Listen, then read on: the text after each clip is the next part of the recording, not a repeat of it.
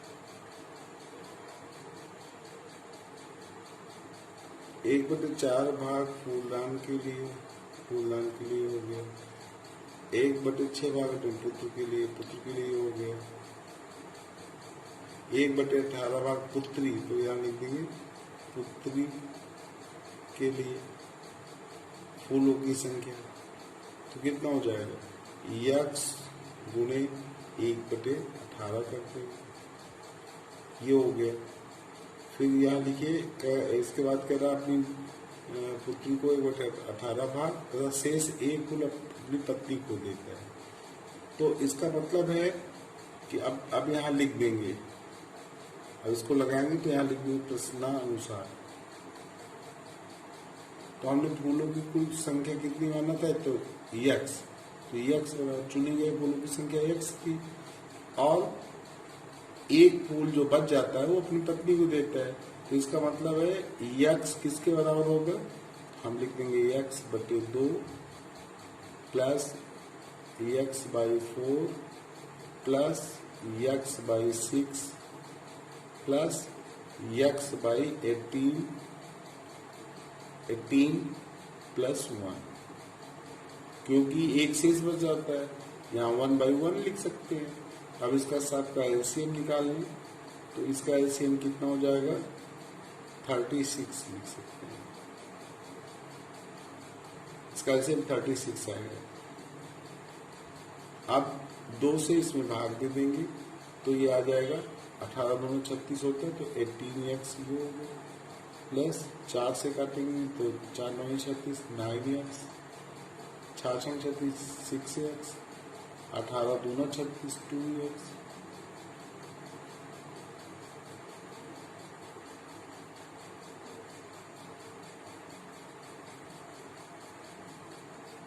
Plus 36 लिख देंगे, ये हो। और ये किसके बराबर था, x के बराबर। अब सरल कर लेंगे इसको, तो यहाँ आप जोड़ लें, देखिए x जोड़ लें तो ये हो जाएगा 9 6 15 18 2 20, 9 6 15 15 ये हो गया, और 18 2 20, तो 20 35 x आ गया। तो यहाँ लिख देंगे x = 35x प्लस 36 अपॉन 36, ये लिख देंगे, यहाँ 1 कर दिया। अब क्रॉस मल्टीप्लाई यानी कि तिरिया गुणा कर लेंगे, ये इसको यहाँ लिख देंगे, तो ये हो जाएगा 36x = 35x प्लस 36, इसको इधर ले जाएंगे, 36x माइनस 35x = 36 है, प्लस से नहीं लगाते हैं, यहाँ घटा देंगे तो x आ जाएगा, एक ही x यानी कि x = 36। तो अर्थात चुने गए फूलों की संख्या कितनी है, 36 है। तो ये आपकी सवाल बन गई। आगे 6वां सवाल देखते हैं। देखिए, पिता की उम्र उसके पुत्र की आयु की 4 गुनी है। 6 वर्ष बाद पिता की आयु पुत्र की उम्र के 2.5 गुने से 6 वर्ष अधिक हो जाएगी। दोनों की वर्तमान आयु ज्ञात कीजिए। तो ठीक है, इसे हम मान लें। अब माना जो कम है उसको मान लेते हैं। माना पुत्र की आयु मान ली, पुत्र की उम्र कम होगी, पुत्र की आयु हमने मान लिया x वर्ष, अतः पिता की आयु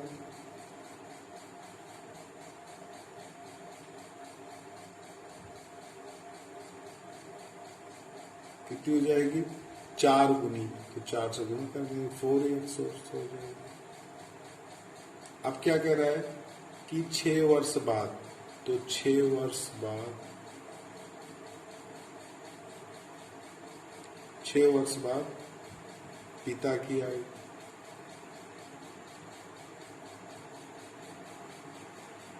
और 6 वर्ष बाद ही पुत्र की आयु, 6 वर्ष बाद पुत्र की आयु।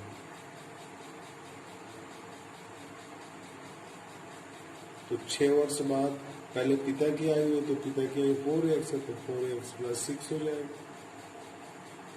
और ये कितना हो जाएगा, x वर्ष है तो x + 6 कर देंगे। अब आगे क्या कह रहा है कि 6 वर्ष बाद पिता की आयु पुत्र की उम्र की 2.5 गुने से 6 वर्ष अधिक हो जाएगा। 6 वर्ष बाद पिता की आयु, तो आप यहाँ लिख देंगे, लिख सकते हैं प्रश्नानुसार कर देंगे। तो अब देखिए पिता की आयु कितनी थी, 4x + 6, और पुत्र की आयु कितनी थी, x + 6। अब क्या कह रहा है कि 6 वर्ष बाद पिता की आयु पुत्र की उम्र के 2.5 गुनी, तो 2.5 का मतलब है 2 सही 1/2, अर्थात इसको हम लिख सकते हैं 2 × 4 5, 5/2 लिख सकते हैं। या 2.5 को हम भाग देंगे 2.5 भी लिख सकते हैं। तो हम ये लिख देंगे अगर 5/2 तो ज्यादा उपयुक्त होगा। तब ये कह रहा है कि 6 वर्ष बाद पिता की आयु पुत्र की उम्र के 2.5 गुने, या 2.5 की 5/2 से गुणा कर दे, 5/2 से गुणा कर दे, 2.5 गुने से 6 वर्ष अधिक हो जाएगी। ये 6 वर्ष अधिक हो जाएगा, तो यहाँ -6 कर सकते हैं।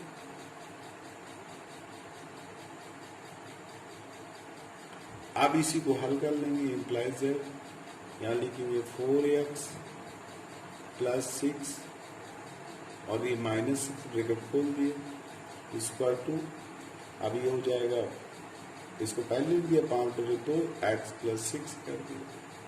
तो यहाँ पर हमारा ये 6 कट जाएगा, यहाँ आ गया 4x = 5/2 x + 6।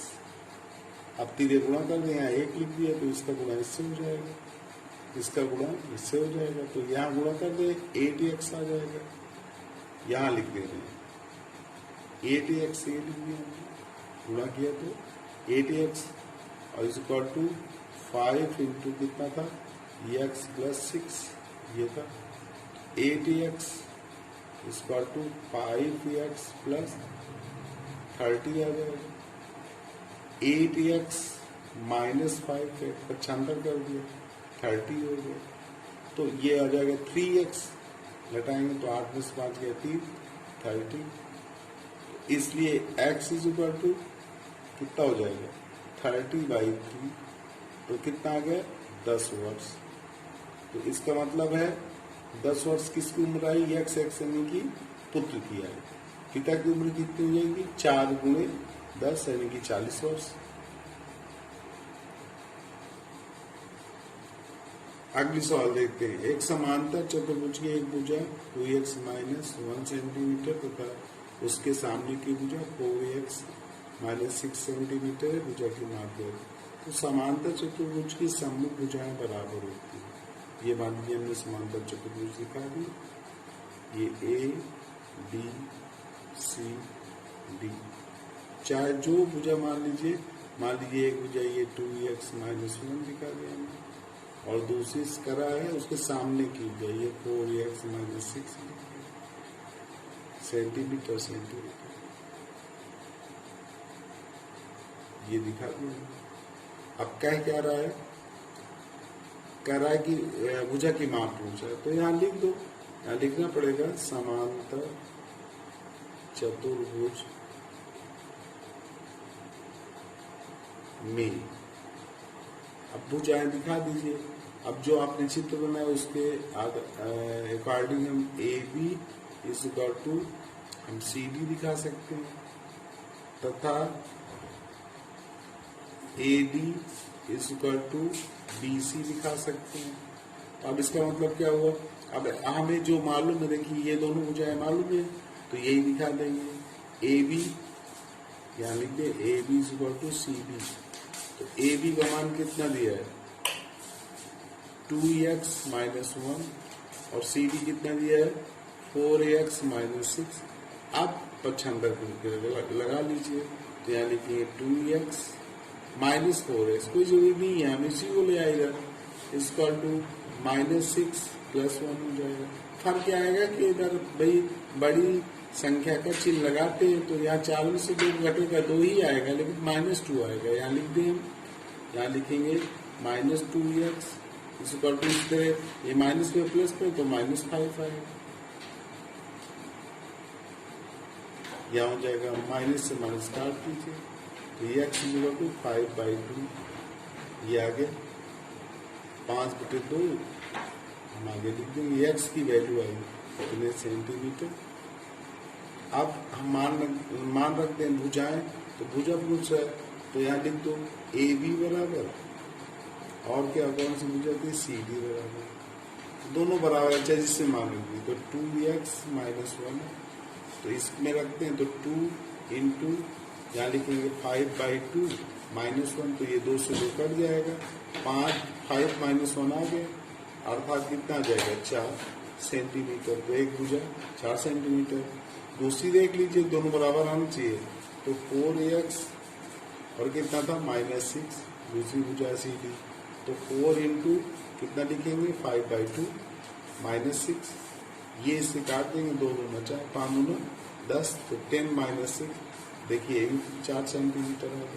तो जो समांतर चतुर्भुज की सम्मुख भुजाएं बराबर होती है, ये भुजा इसके बराबर हो जाएगी, ये भुजा इसके बराबर हो जाएगी, ये उत्तर हो गया।